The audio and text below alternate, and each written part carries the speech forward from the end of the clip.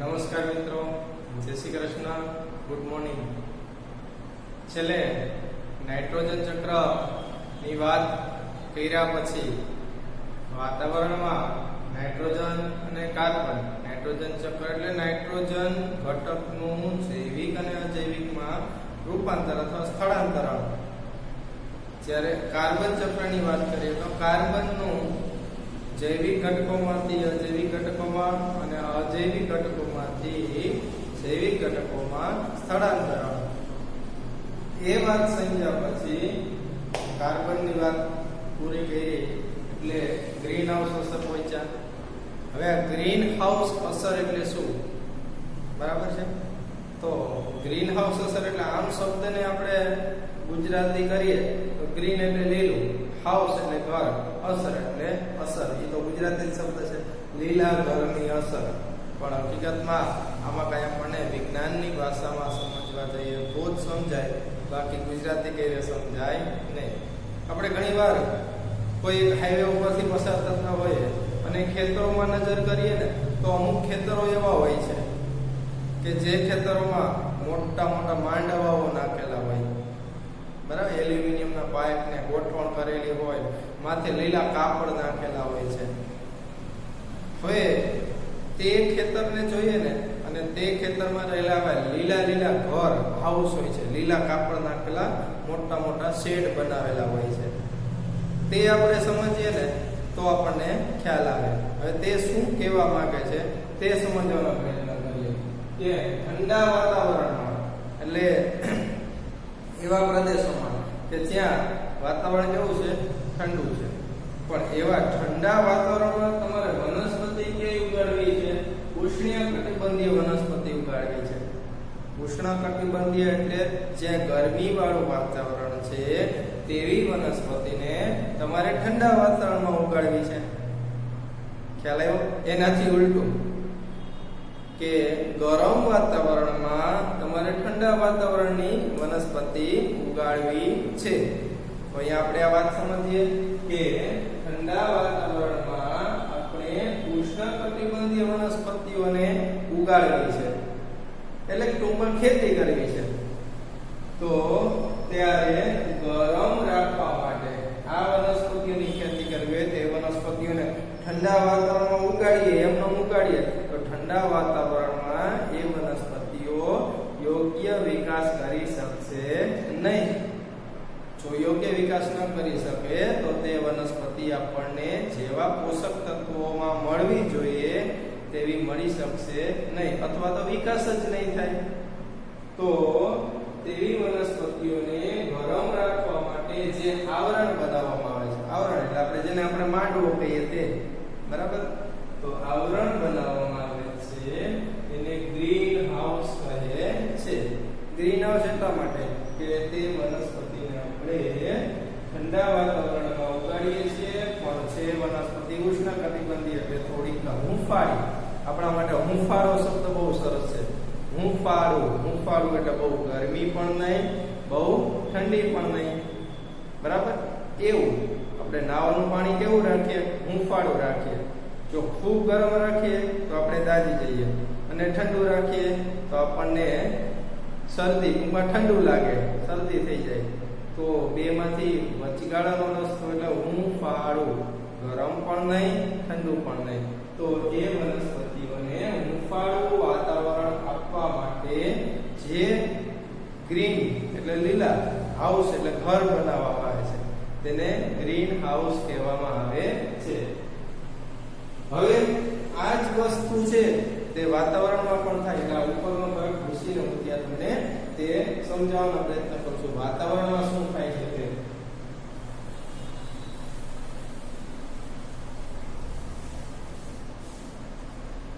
વાતાવરણીય પ્રક્રિયાઓમાં પણ ગ્રીન હાઉસ અસર થાય છે.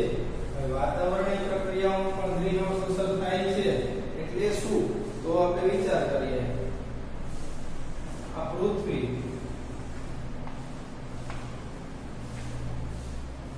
સૂર્ય ઉપરથી આપણને, સૂર્ય મોટો બધો હોય, પૃથ્વી નાની હોય, સૂર્ય મોટો હોય, પણ આપણે અહીંયા સમજવા માટે ચાલો એવું જ કરીએ. ભાઈ તમે કહેશો સાહેબ પૃથ્વી મોટી, સૂર્યના પણ આપણે અહીંયા જગ્યા છે એ મુજબ પ્રયત્ન કરીએ. આ પૃથ્વી, અર્થ, આ સૂર્ય. હવે સૂર્યમાંથી કિરણો આવતા હોય. હવે સૂર્યમાંથી બે પ્રકારના કિરણો આવે. જો કે ટેક્સ્ટ બુકમાં એ બધું અત્યારે અહીંયા આ ગ્રીન હાઉસ અસરમાં કીધેલું નથી, પણ આપણે સમજી લઈએ કેમ કે ઓઝોન સ્તરમાં પાછું તે સમજવાનું છે. બે પ્રકારના કિરણો આવતા હોય, એક અલ્ટ્રા વાયોલેટ અને એક ઇન્ફ્રારેડ. અલ્ટ્રા વાયોલેટ એટલે પારજાંબલી,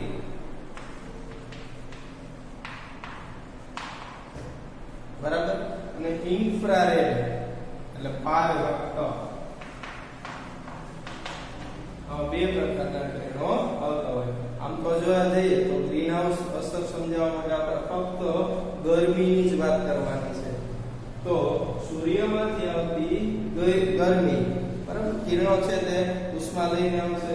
તો તે ગરમી છે તે પૃથ્વીના વાતાવરણમાં જ્યારે સૂર્યના કિરણો પ્રવેશે, આ પૃથ્વીનું વાતાવરણ, તો એ કિરણો પ્રવેશે ત્યારે પૃથ્વીના વાતાવરણમાં અમુક વાયુઓ એવા છે, ઉદાહરણ તરીકે કાર્બન ડાયોક્સાઇડ, બરાબર, અમુક વાયુઓ એવા છે કે જે વાયુઓ સૂર્યના કિરણોમાં રહેલી ઉષ્માને શોષે છે. શું કરે છે? શોષે છે. એટલે સૂર્યના કિરણોમાં જે ઉષ્મા હોય તે ઉષ્માનું શોષણ થાય છે, બરાબર. કોણ કરે છે? તો કે અમુક વાયુઓ. આમાં અમુક વાયુઓ એવું કીધું છે. આપણે કાર્બન ડાયોક્સાઇડ નું ઉદાહરણ લઈએ કે કાર્બન ડાયોક્સાઇડ સૌથી વધુમાં વધુ ઉષ્મા શોષક પ્રક્રિયા કરે છે. હવે વાતાવરણમાં ઉષ્માનું શોષણ થાય એટલે વાતાવરણ હૂંફાળું થાય. જો હૂંફાળું શબ્દ બોલો છો, હૂંફાળું. હૂંફાળું એટલે અતિશય ગરમ પણ નહીં, અતિશય ઠંડુ પણ નહીં, એટલે તો આપણને રહેવાની મજા આવે છે, બરાબર. જો અતિશય ઠંડુ થઈ જાય તો આપણે રહી નથી શકતા, અતિશય ગરમ થાય તો પણ રહી ન શકીએ.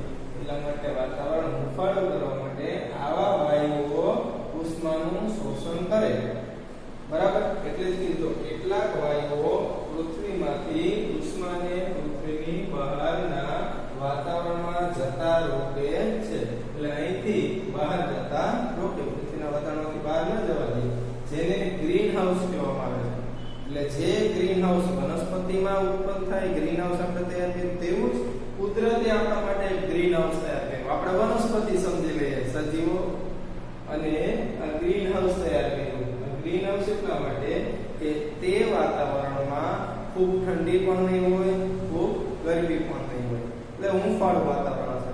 પણ યાદ રાખજો, જો આ ગરમી શોષવા વાળા વાયુઓનું પ્રમાણ વધી જાય, કેવી રીતના વધે? તો કાર્બન ડાયોક્સાઇડ કેવી રીતના વધે છે આપણને ખબર છે, વસ્તી વધે, બરાબર. જેમ વસ્તી વધતી જાય તેમ ઉચ્છ્વાસમાં CO2 વધતો જાય. રેડી? જેમ વસ્તી વધશે તેમ ઉચ્છ્વાસમાં CO2 વધશે. બીજું, વાહનો વધતા જાય, જેમ વાહન વ્યવહાર વધશે તેમ સાયલેન્સરમાંથી CO2 નું પ્રમાણ વધશે. ઉદ્યોગો વધતા જાય. કહેવાનો અર્થ એવો છે, જેમ કાર્બન ડાયોક્સાઇડ નું પ્રમાણ વાતાવરણમાં વધશે તો ઉષ્માનું શોષણ કેવું થશે? વધારે થશે. ઉષ્માનું શોષણ વધારે થાય તો આજુબાજુના વિસ્તારમાં ગરમી, એટલે કે અહીંયા વાતાવરણમાં ગરમીનું પ્રમાણ પણ કેવું થશે? વધશે, બરાબર. જેને આપણે શું કહીએ છીએ? ગ્રીન હાઉસ અસર કહેવામાં આવે છે. વાતાવરણમાં જો ઉપરોક્ત એટલે અહીંયા કીધું છે કે કેટલાક વાયુઓમાં ખાસ કરીને કાર્બન ડાયોક્સાઇડ, જો ઉપરોક્ત વાયુઓનું પ્રમાણ વધે તો સમગ્ર વિશ્વના સરેરાશ તાપમાનમાં, સમગ્ર વિશ્વ આખી પૃથ્વી એના સરેરાશ તાપમાનમાં વધારો થઈ શકે છે. એટલે પૃથ્વીનું એવરેજ જે તાપમાન છે તે તાપમાન વધે એટલે પૃથ્વી ઉપરના જે બરફવાળા પ્રદેશો છે ને, ઉત્તર ધ્રુવ ને દક્ષિણ ધ્રુવ ને હિમાલય પર્વત ને, બરાબર, આવી બધી જે ગિરિમાળાઓમાં જ્યાં પર્વત ઉપર પછી ધ્રુવ ઉપર ને બધે બરફ સંગ્રહ પામેલો છે ને, તે બરફ છે તેને ગરમી મળશે એટલે બરફ ઓગળશે એટલે બધું જ જશે ક્યાં? દરિયામાં જશે એટલે દરિયાની સપાટી અત્યારે જમીનની સપાટી કરતા નીચી છે. જો પાણીનું પ્રમાણ એમાં એક સામટું વધવા માંડે તો તે સપાટી ધીમે ધીમે ઊંચી આવતી જાય અને તે સપાટી ઊંચી આવે એટલે આપણને ખ્યાલ છે કે આપણા ઘરની સપાટી કરતા વરસાદી પાણીની સપાટી ઊંચી થઈ જાય તો ઘરમાં પાણી ઘૂસી જાય. એમ જમીન ઉપર દરિયાનું પાણી પણ ઘૂસી જવાની શક્યતાઓ ખરી. કહેવાનો અર્થ એવો થયો કે આપણે ગ્રીન હાઉસ અસર સમજતા હતા. ગ્રીન હાઉસ અસર એટલે જો આવા ઉષ્મા શોષી શકે તેવા વાયુઓનું પ્રમાણ વધી જશે તો સમગ્ર પૃથ્વીનું સરેરાશ તાપમાન પણ વધી શકે છે. જેની અસર આપણે જોતા રહીએ છીએ. ગ્લેશિયર્સ, મોટી હિમશિલાઓ પડી જાય, ઓગળે, બરફ ઓગળે, ધ્રુવ પ્રદેશોના બરફ ઓગળે, તે બધું આના જ પરિણામો છે. સારું, હવે આ ગ્રીન હાઉસ અસર પછી આપણે ઓક્સિજન ચક્ર અને ઓઝોન સ્તર એ બે ટોપિક છે તેની વાત પણ કરી લઈએ. આપણે ઓઝોન સ્તરની વાત કરીએ અને ઓક્સિજન ચક્રની વાત કરીએ. ચાલો.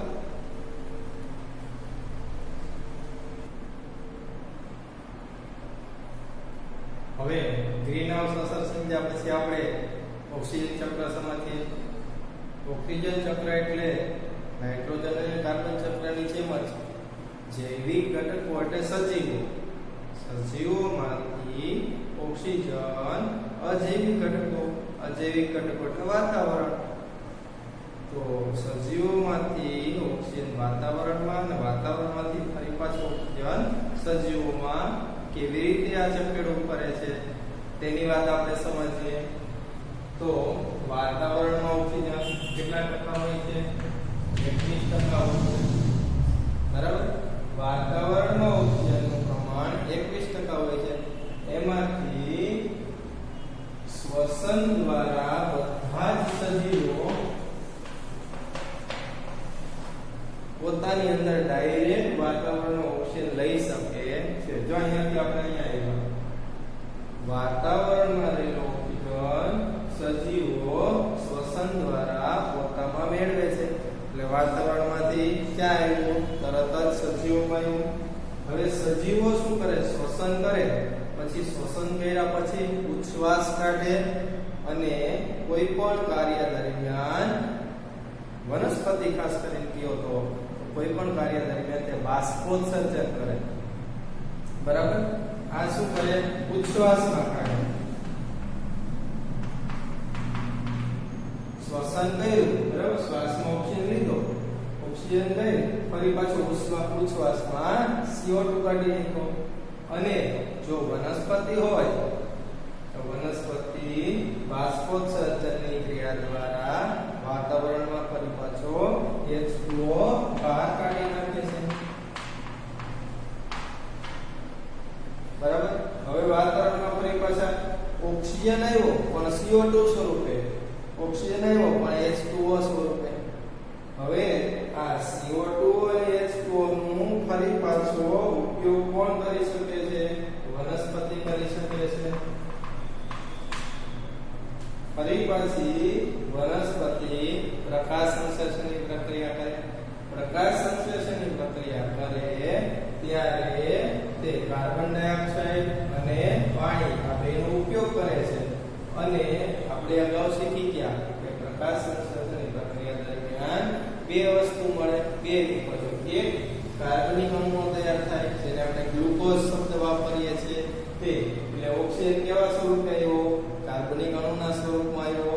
અને બીજું, પ્રકાશ સંશ્લેષણ દરમિયાન વનસ્પતિ ઓક્સિજન દૂર કરે છે. આપણે અગાઉ સમજી ગયા છે, ખબર છે ને? વનસ્પતિ શ્વસન દરમિયાન ઓક્સિજન લે અને CO2 કાઢે, પરંતુ પ્રકાશ સંશ્લેષણ દરમિયાન CO2 લે અને ઓક્સિજન વાતાવરણમાં બહાર કાઢે છે. તો આ જે વાત હતી તે આપણા માટે ઓક્સિજન ચક્રની વાત હતી. હવે ઓક્સિજનનો મુખ્યત્વે ઉપયોગ 3. ઓક્સિજન મુખ્યત્વે 3 જગ્યાએ ઉપયોગી થાય. કઈ જગ્યાએ ઉપયોગી થાય? તો કે શ્વસનમાં ઉપયોગી થાય, બીજું દહન પ્રક્રિયામાં ઉપયોગી થાય. દહન પ્રક્રિયા એટલે કોઈ પણ વસ્તુનું દહન થાય, લાકડું બળતું હોય તોય પણ ભલે, ગેસ બળતો હોય તો પણ ભલે, અને આપણા શરીરમાં ગ્લુકોઝનું દહન થતું હોય, આપણે પાંચમા પાઠમાં શીખી ગયા ઘણા સૂત્રમાં ગ્લુકોઝનું દહન થતું હોય તો પણ ભલે, ઓક્સિજનનો ઉપયોગ થાય ઓક્સિજન વગર દહન શક્ય નથી. કોઈ જગ્યાએ ભડકો થતો હોય એ ભડકા ઉપર તમે જઈને કોથળો ઢાંકી દો અથવા એ ભડકાને બંધ કરી દો તો દહન પ્રક્રિયા બંધ થઈ જાય છે. નાના ધોરણમાં તમારે આવો પ્રયોગ આવતો હતો ને, મીણબત્તી સળગતી હોય એના ઉપર કાચનો ગ્લાસ ઢાંકી દો તો સળગતી મીણબત્તી થોડી સેકન્ડો પછી બંધ થઈ જાય છે. એટલે ઓક્સિજન વગર દહન પ્રક્રિયા શક્ય નથી. બીજું શ્વસન, દહન અને ત્રીજી વાત કોઈ પણ ઓક્સાઇડનું નિર્માણ કરવું હોય, નાઇટ્રોજન ઓક્સાઇડ, સલ્ફર ડાયોક્સાઇડ, કોઈ પણ ઓક્સાઇડનું નિર્માણ કરવામાં ઓક્સિજનની જરૂર પડે જ. બરાબર. બીજી એક વાત ખૂબ અગત્યની, ઓક્સિજન બધાને ફાયદો કરે, શ્વસનમાં બધા લઈ શકે, પણ બેક્ટેરિયાને ભગવાને ના પાડી છે, કુદરતે બેક્ટેરિયાને ના પાડી છે. તત્વીય ઓક્સિજન એટલે O2 સ્વરૂપમાં, O2 સ્વરૂપમાં ઓક્સિજન હોય ને તો તે બેક્ટેરિયાને હાનિકારક છે, બેક્ટેરિયા માટે ઉપયોગી નથી. જો O2 સ્વરૂપનું ઓક્સિજન છે તે બેક્ટેરિયાને મળે તો બેક્ટેરિયા માટે ઝેરી છે, અને બેક્ટેરિયા એવા ઓક્સિજનની હાજરીમાં નાઇટ્રોજનનું સ્થાપન પણ કરી શકતા નથી. આ જે વાત હતી તે આપણે ઓક્સિજન ચક્ર વિશેની વાત કરી, અને આનો પ્રશ્ન પણ આપણે સાથે મુદ્દા પાડી તૈયાર કરતું જવાનું, ટેક્સ્ટ બુકમાં છે એમ જ બનાવવાનો છે. બરાબર. હવે છેલ્લો ટોપિક ઓઝોન સ્તર.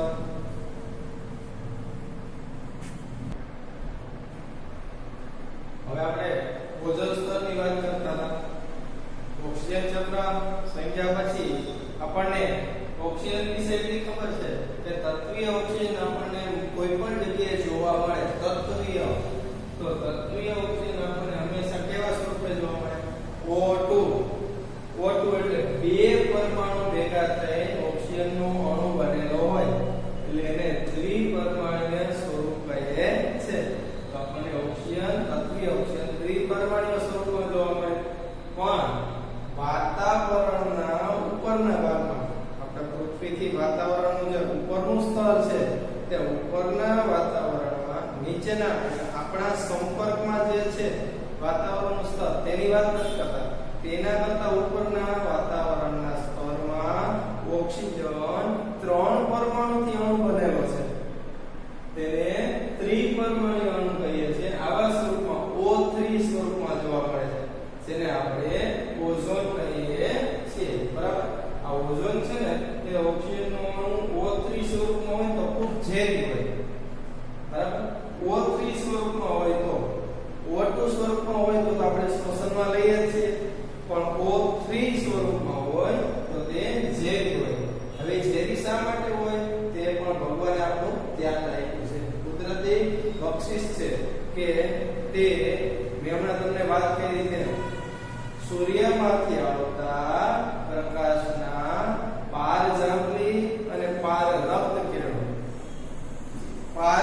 કિરણો આપણને ગરમી આપવા માટે પૂરતા છે, પણ પારજાંબલી કિરણો, અલ્ટ્રા વાયોલેટ કિરણો છે તે આપણા શરીર સુધી પહોંચે, સજીવો સુધી પહોંચે તો તે સજીવોને નુકસાન કરે છે. કેવું નુકસાન?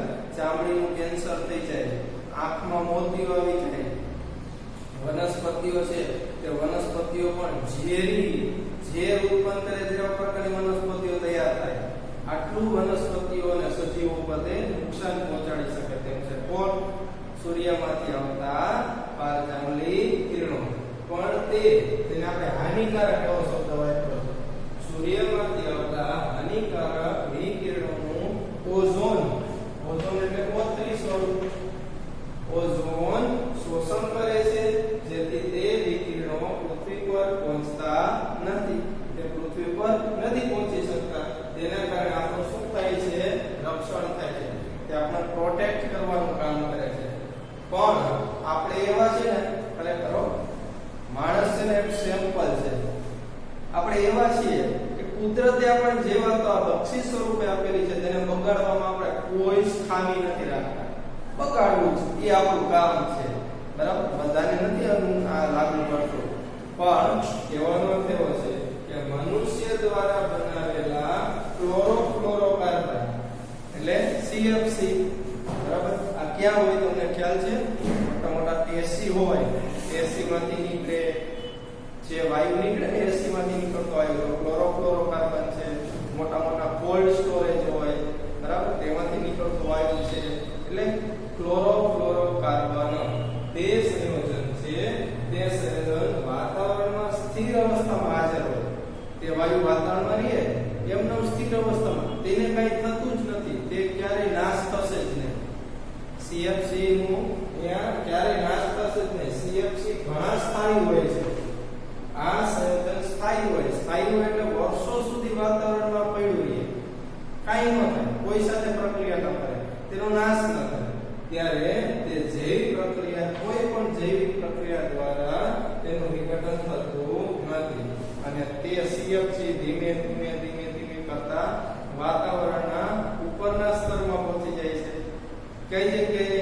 જ્યાં ઓઝોન છે, O3 છે, ત્યાં તેને એની હારે વ્યવહાર, ઓઝોનનું O3 છે ત્યાં CFC પહોંચે એટલે તે તેની સાથે પ્રતિક્રિયા કરવા માંડે અને તેની સાથે પ્રક્રિયા કરવા માંડે અને એક CFC નો અણુ છે ત્યાં ઓઝોનના લાખોની સંખ્યામાં અણુઓ છે તેનો નાશ કરી નાખે. એક જ CFC નો અણુ ઓઝોનના લાખો અણુઓનો નાશ કરી નાખે. એટલે ધીમે ધીમે એક અભ્યાસ મુજબ જાણવા મળ્યું છે કે ઓઝોન સ્તરમાં ઘટાડો જોવા મળે છે.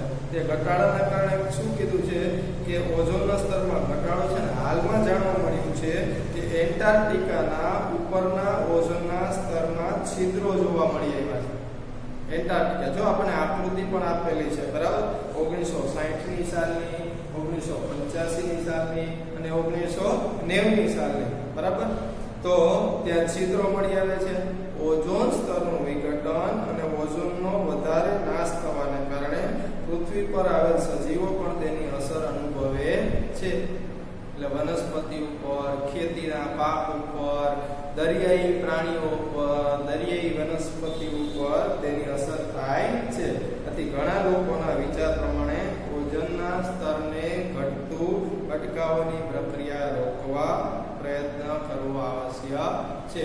જો એ કરવામાં નહીં આવે તો ટૂંક સમયમાં, એટલે કે એક સમય એવો હશે કે ઓઝોનને કારણે, બરાબર, જે કઈ પારજામણી કિરણો રોકાઈ જતા હતા, પૃથ્વી તરફ પહોંચતા હતા, તે પૃથ્વી તરફ પહોંચતા નહોતા, તે પૃથ્વી તરફ પહોંચવાની સંખ્યા વધી જશે અને પૃથ્વી પરના સજીવો પર તેની ખૂબ હાનિકારક અસર થશે.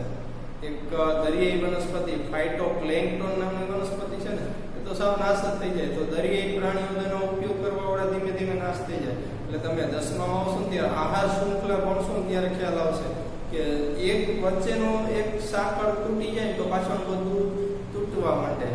કહેવાનો અર્થ એવો થયો કે ઓઝોન સ્તરનો ઘટાડો તે આપણા માટે નુકસાન કરતા છે. તો અહીંયા આપણે આ 14મો પાઠ નૈસર્ગિક સ્ત્રોતો પૂરો કરીએ છીએ.